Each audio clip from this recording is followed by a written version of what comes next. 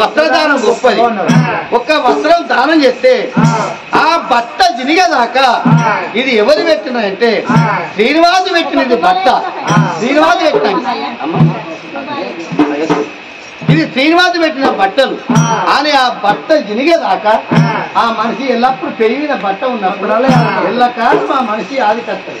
అవి పెట్టి పుట్టేదాకా మరి నట్టంలో కూర్చున్నా నానా రుచులు దొరకు.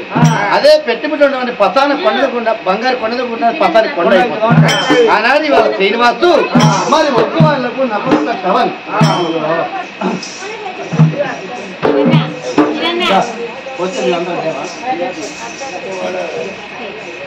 బొట్టులేరా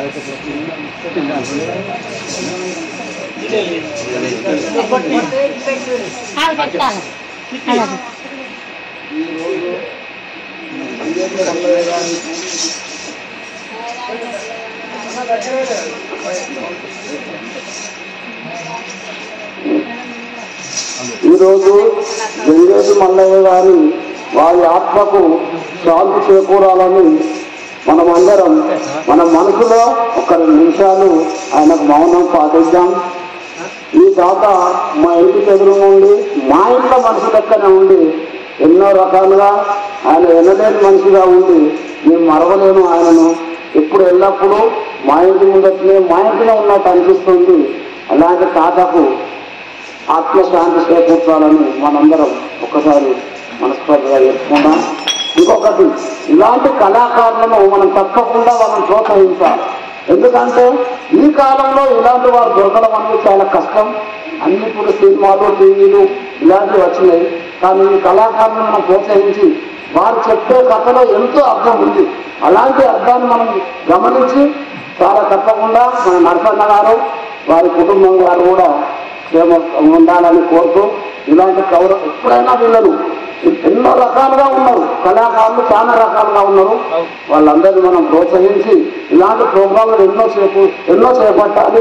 తప్పకుండా మన వెంకటేశ్వర మల్లయ్య గారికి ఆత్మశాంతి చేకూర్చాలని ఈ తరఫున కూడా నేను కోరుతున్నాను.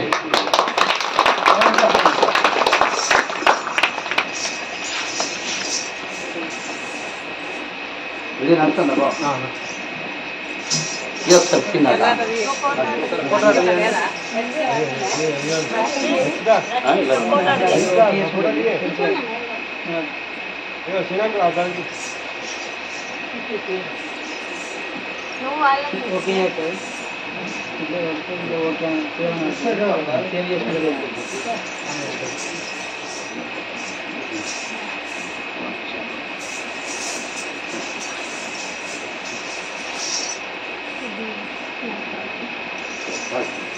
సేవ్ చేసుకుంటుంది.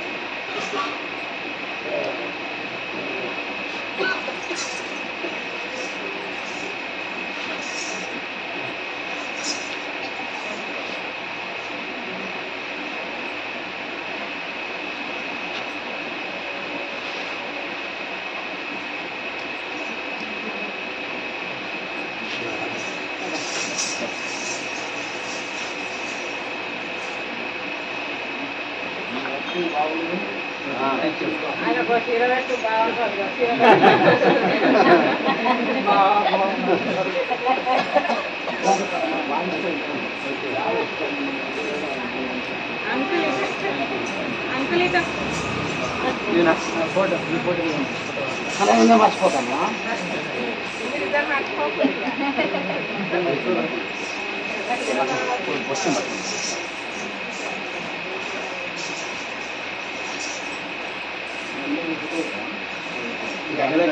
దగ్గర కనుకలు అవుతుంది, బ్యాచ్ కనుకలు అవుతుంది. కాకపోతే మేము అందరం ముదురాలా ఇలా ముందుకురా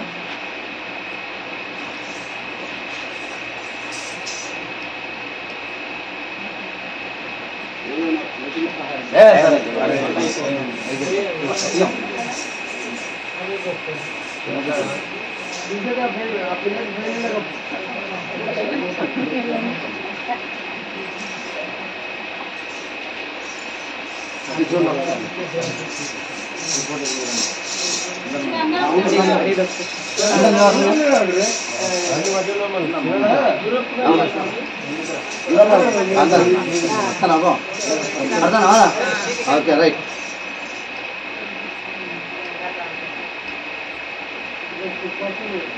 ఓకేనా తినకు కొడుకుల బిడ్డల కోడికి విడుదల అల్ల బిడ్డలు సంపద కలిగి ఆడబిడ్డ